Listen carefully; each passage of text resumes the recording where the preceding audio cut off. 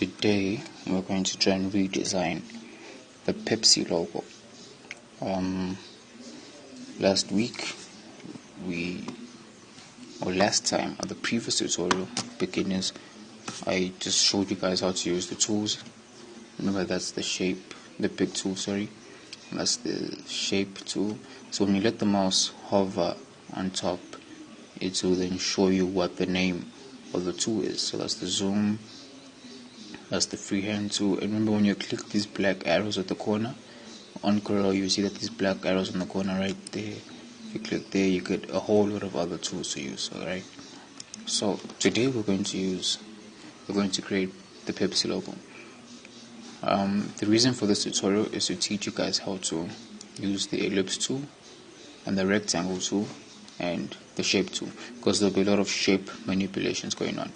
Okay, so without killing any time, let's get on with it. There's a faster way, especially when you're working with high-res images, which I'll show you at the end. So we're going to start by drawing our circle. Okay, now when you are redesigning a logo, it is always best you trace it like what I'm doing right now. You just design above it. So I'm just trying to make the circle perfect, or to basically fit the Pepsi logo. I'm using the mouse roller thingy ball to zoom in and out. Okay, alright, so we have our circle.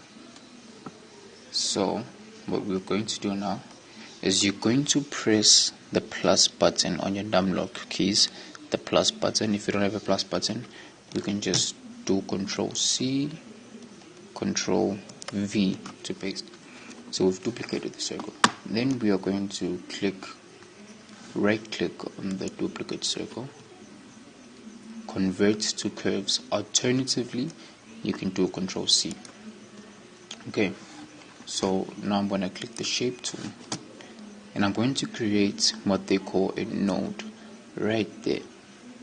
Right there, we'll create a node. So this is now like where it's like we have a breakpoint where we can now break the shape and manipulate it from there. And now I'll create another node right there. Okay, so because it was a circle, I need to click here, cusp node, create it so we can create a sharp angle on the curve. Because if we don't click there, we're going to have a round corner, and that would be dangerous for what we're trying to do. And when you do that, it automatically also shifts the other side, like that side, it shifts that side, and it's quite annoying because it disturbs everything you're trying to do. So we'll click the thing again, the cusp node, so that we can have a corner here, so that we prevent it from doing whatever it wants. And we are going to double click on this node to get rid of it. So you double click to create a node, and you double click to get rid of a node. So we got rid of that node. Now we just have to play with these arrows. Okay, so as you can see, I hope you guys can see the line.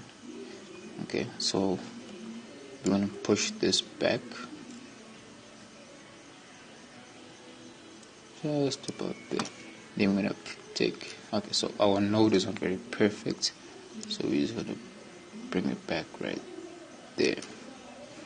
Okay, and then we're going to play with this arrow now. We're just going to try and find the perfect shape. Now alternatively, you could have used also the rectangle tool to actually do this, but it probably would have been a longer process. Okay, so we've got the red part down. So we're going to click on the circle again, and we're going to press the plus button. This other shape looks a lot harder, so we'll repeat the process. Shape tool, right click, convert to curves, create a node right there, cusp, create a node right there, and cusp. Delete this node, delete that node, and now bring in the shape. Okay, looks like we just need the 2 nodes. So we just have to put this. We may need 3 nodes depending on how well we do this shape. Okay, I just need this perfect right there. I hope I don't get sued for this. I'm just using it as a tutorial. I'm not really making any money out of this. Okay, so right there. Okay, let's create a node here. Create a node right there, cusp, so that we don't kill what we're trying to do. Okay.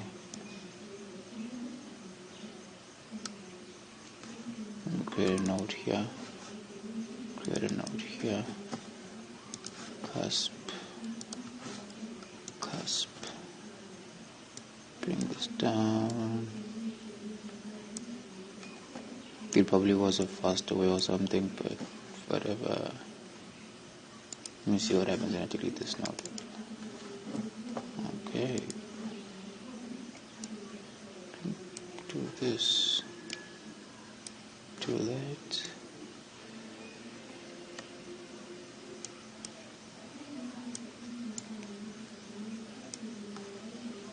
Great. Okay, this. Can I remove this?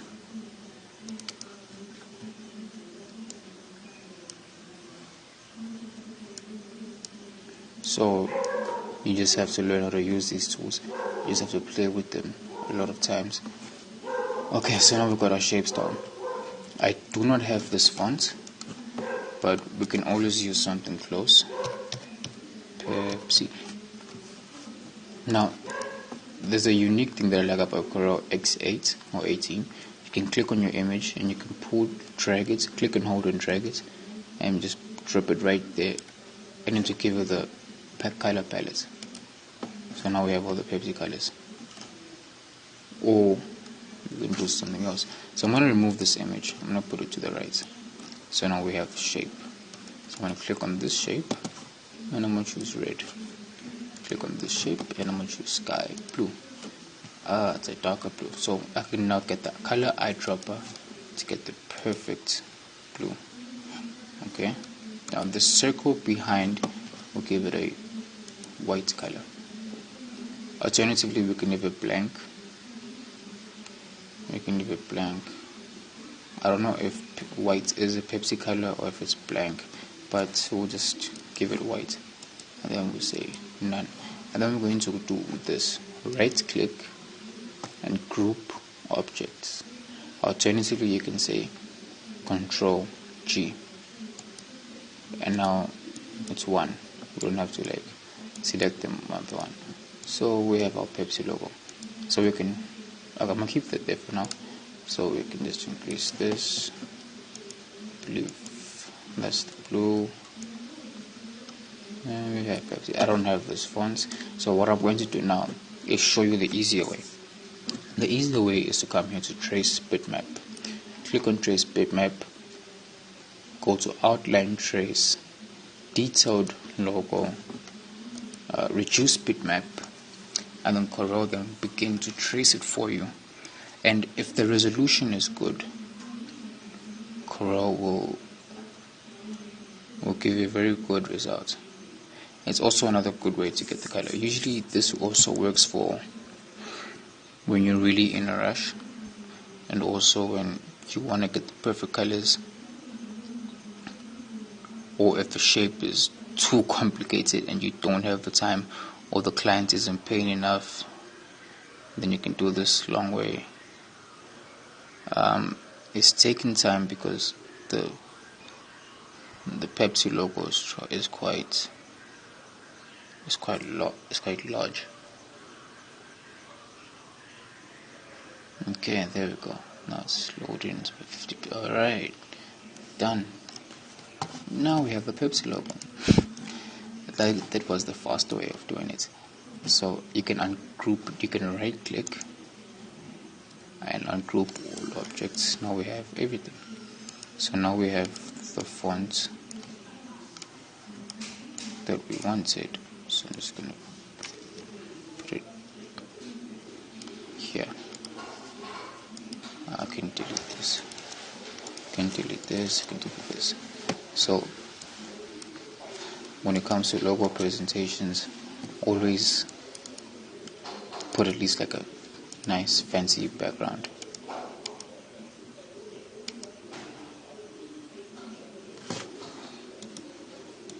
I'm not really feeling this. I'm not feeling that.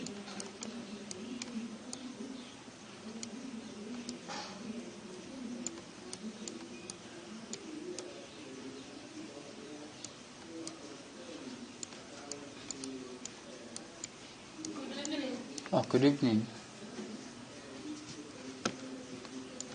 Let's try gray.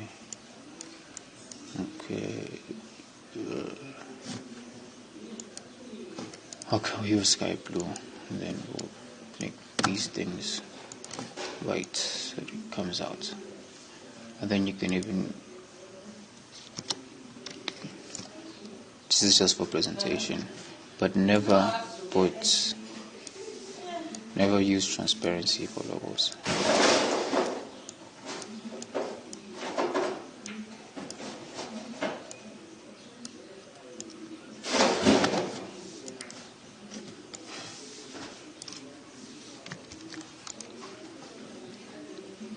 Okay, convert this to bitmap.